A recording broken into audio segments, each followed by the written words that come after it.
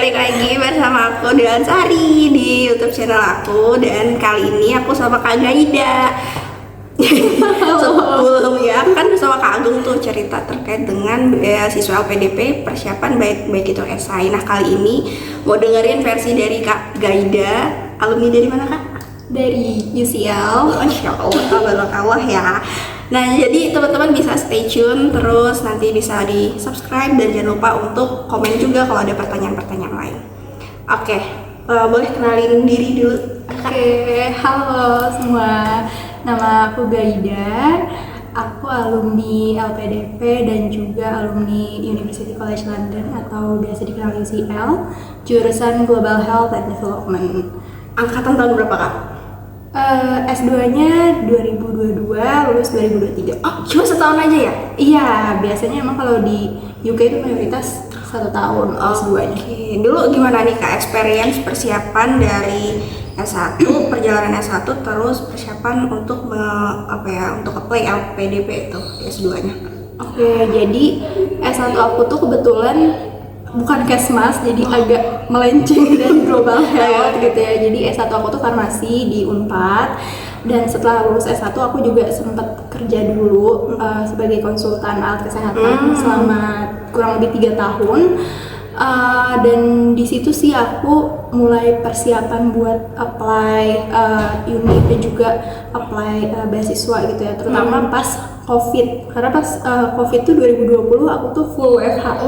Iya, jadi kayak mulai 2020 ngapain nih gitu. Iya benar, kayak mulai 2020 sampai 2022 tuh aku full WFH. Jadi kayak dan kantor aku juga cukup fleksibel kerjaannya gitu loh. Jadi aku tuh sempet buat ngambil preparation IELTS preparation yang les langsung gitu, aku tuh sempet terus buat kerjain exercise sendiri juga aku tuh ada waktu banyak kan, sampai esai dan lain sebagainya disiapin.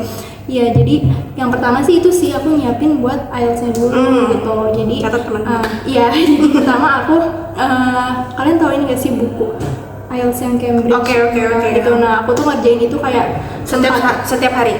Setiap hari, iya kayak 4 edisi buku itu aku ngerjain sendiri, baru aku ngambil les untuk IELTS preparation itu selama 3 bulan. Nah, setelah itu baru aku tuh simulation test ya. Iya, kayak simulation testnya IELTS sampai 3 kali sampai skor aku tuh stabil, baru aku berani buat ngambil IELTS yang benerannya gitu. Iya. Dan itu juga sebenarnya salah satu tips sih dari guru les aku gitu. Jadi kayak coba dulu simulation testnya 3 kali sampai skor kamu stabil, baru ambil yang tes benerannya. Ini juga mungkin bisa diterapin buat teman-teman yang mau ambil yang dari TOEFL gitu ya Kak. Kan versi IELTS kan. Jadi kalau yang mungkin dalam negeri itu bisa tuh diterapin TOEFL. Jadi jangan sampai uangnya habis tuh untuk ya langsung tes gitu kan. Kita belum tes kemampuan nih, berapa sih skor yang biasanya kita capai gitu kan. Betul. Oke. Nah terus Kak, dari apakah mengalami kegagalan atau one shoot? Ya, jadi tuh aku tuh sempat nulis juga, kayak aku tuh bikin di Excel gitu. Beberapa beasiswa. Iya, kayak semua beasiswa dan semua universitas yang menurut aku tuh menarik gitu ya. Dan pas itu aku daftar beberapa beasiswa. Jadi enggak LPDP doang. Ya, jadi yang pertama tuh aku lupa nama beasiswanya apa, tapi dia tuh yang ke Swedia. Jadi aku tuh daftar dulu ke univnya, namanya tuh Karolinska Institute, dan aku dapat LA-nya alhamdulillah. Tapi ternyata beasiswanya aku nggak lolos. Jadi ya itu yang pertama. Terus yang kedua aku juga daftar AAS. Itu juga belum berjodoh ternyata. Terus yang ketiga baru LPDP, dan alhamdulillah itu aku first chance langsung Masya Allah. Tapi di percobaan itu apakah sekali coba tuh kayak AS sekali, terus apakah berulang-ulang? Iya, sekali. Jadi 3 beasiswa itu aku coba sekali sih. Dengan durasi waktu IELTS hanya 2 tahun ya? Iya, memanfaatkan banget tuh. Jadi jangan, kalau menurut saran Kak Gaida, apakah dengan 2 tahun itu yaudah LPDP terus, atau boleh tuh coba yang lainnya? Coba sih, karena beasiswa kan banyak banget ya, nggak cuma LPDP doang gitu, ada chevening, ada yang lain-lain juga gitu. Jadi sebisa mungkin manfaatkan LOA dan sertifikat IELTS yang kita punya tuh dicoba buat submit banyak beasiswa gitu, karena kita kan nggak tahu ya maksud kita tuh Oke teman-teman, maaf banget karena situasi dan lain hal. Jadi kita move dulu ya, pindah. Kalau semuanya mendengarkan suara-suara yang bergemuruh, semoga teman-teman tetap mendengarkan dan bisa mengambil ya pembelajaran dari apa yang disampaikan Kak Gaida juga. Oke, tadi kita udah bahas tentang IELTS ya, dengan persiapan yang 2 tahun itu gimana Kak Gaida memanfaatkannya dengan baik. Selanjutnya apa yang menurut Kak Gaida tuh akhirnya mungkin hal-hal yang tadinya biasanya dilakukan, habit-habit mungkin negatif ya, itu selama 2 tahun itu bener-bener optimis, bener-bener yakin, terus banyak-banyak menuntut diri sendiri untuk bisa nih selama 2 tahun. Oke, jadi sebenarnya aku tuh ngambil IELTS-nya tuh lumayan mepet sama waktu daftar ke universitasnya dan daftar beasiswa juga. Jadi aku tuh ngambil IELTS tuh bulan Oktober, dan di bulan Desember itu aku udah mulai masukin aplikasi ke universitas-universitas. Terus Januari juga udah mulai apply ke beasiswa-beasiswa gitu. Jadi dan alhamdulillah keluar hasilnya tuh bulan Julinya gitu. Jadi sebenarnya dalam waktu setahun jadi aku udah ngambil IELTS dan apply, alhamdulillah dapat univnya, dapat beasiswanya. Itu sih kayak secara jalan tuh dimudahin. Iya, alhamdulillahnya gitu. Iya, dan salah satu habit yang aku bangun waktu itu adalah pas persiapan IELTS sih lebih tepatnya ya. Jadi kayak aku membiasakan diri buat seenggaknya tuh 1 hari 1 jam aku latihan IELTS gitu. Dan itu aku bikin juga jadwalnya. Jadi misalnya hari ini aku fokus di section listening gitu, terus besok di section reading, jadi gitu. Jadi kayak, dan pas udah mendekati IELTS-nya banget, itu aku fokus di section yang menurut aku kurang. Nah, waktu itu aku kurang di writing sama speaking. Jadi aku tuh banyakin latihan di part itu gitu sih. Dan itu hasilnya bener-bener one shot banget kan untuk IELTS-nya juga? Iya, alhamdulillah buat IELTS-nya juga. Aku ngambil sekali aja sih. Alhamdulillah. Tapi nih Kak Gaida, berbicara tentang IELTS terus juga tadi ya ke kampus UCL, sebenarnya ada nggak sih kampus-kampus lain yang kakak ingin tuju? Dan mungkin ya teman-teman juga ada nih yang baru fresh graduate, tabungannya menipis dan lain sebagainya. Persiapan apa sih yang perlu mereka siapin dari segi keuangan juga gitu? Oke, jadi waktu itu memang aku ngelis 5 universitas yang sesuai yang menurut aku tuh menarik gitu ya. Dan aku tuh lihat selain dari reputasi universitasnya, tapi aku lihat juga dari programnya gitu. Karena kan aku tuh pengen ngambil global health atau public health, tapi nggak yang terlalu fokus ke sainsnya gitu. Karena kan kebanyakan program public health tuh fokusnya ke epidemiologinya gitu, ke statistik dan lain-lain. Nah itu bukan yang aku cari gitu. Makanya aku tuh pilih UCL, karena kalau di UCL tuh program global healthnya emang lebih condong ke social science gitu. Jadi belajar global health tapi dari perspektif politik, sosial, ekonomi gitu. Jadi lebih luas gitu ya? Iya betul, jadi lebih ke social science-nya. Dan itu salah satu trik aku juga buat nyari universitas dan program itu dari kurikulumnya gitu. Jadi aku lihat apa aja yang dipelajarin. Dan setelah waktu itu aku ngelis 5 univ, aku prioritasin lagi jadi 3. Karena kan waktu itu aku daftar LPDP tanpa LOA, iya, dan ada harus milih 3 univ kan. Iya, dan itu sih jadi pegangan aku, 3 univ ini jadi pegangan aku gitu. Dan selain itu juga aku ngelihat maksudnya dari culture dan situasi ya, pokoknya kayak dia tuh multicultural nggak sih si negaranya gitu. Makanya aku tuh milihnya tuh 2 di Inggris dan 1 di Australia gitu. Untuk segi keuangan gimana nih Kak? Dari segi keuangan itu jujur sih ya, kayak aku merasa bahwa nyiapin untuk S2 itu menguras tabungan banget. Jadi di saat aku tuh kerja udah 3 tahun lebih gitu ya, maksudnya ada teman-teman aku tuh yang sama udah kerja 3 tahun juga tuh bisa beli ini itu, bisa ganti gadget lah, bisa apalah. Aku tuh gak bisa, karena kayak uang itu kepake buat kayak les, buat tes IELTS juga gitu, dan buat daftar-daftar univ untuk dapet LOA itu kan juga bayar gitu.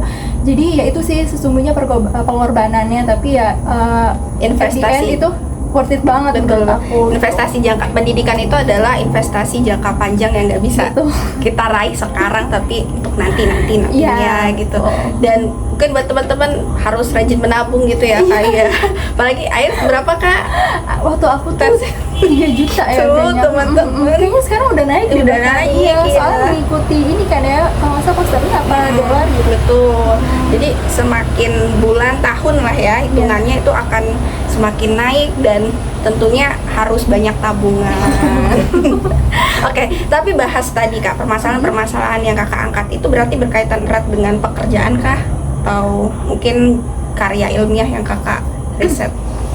Oke, jadi sebenarnya kalau alasan aku sendiri milih global health pas S2 itu sebenarnya dari keinginan aku dulu pas S1. Jadi pas semester akhir tuh aku merasa bahwa kayaknya farmasi itu bukan passion aku gitu, kayak jadi interest aku tuh mungkin kayaknya lebih condong ke public health, global health kayak gitu kan. Jadi pas dari semester itu aku udah sadar gitu, maksudnya kayak aku tuh kayak pengen kerja di bidang ini dibanding di bidang farmasi kayak gitu kan. Terus dan kebetulan pas aku kerja juga, walaupun aku udah ngambil profesi apoteker, aku nggak kerja sebagai apoteker, aku kerja sebagai konsultan alat kesehatan. Dan di situ aku nyaksin sendiri sih gitu gimana distribusi alat kesehatan di Indonesia tuh nggak merata gitu loh. Jadi kayak ya kebanyakan ke kota-kota besar dan lain-lain gitu.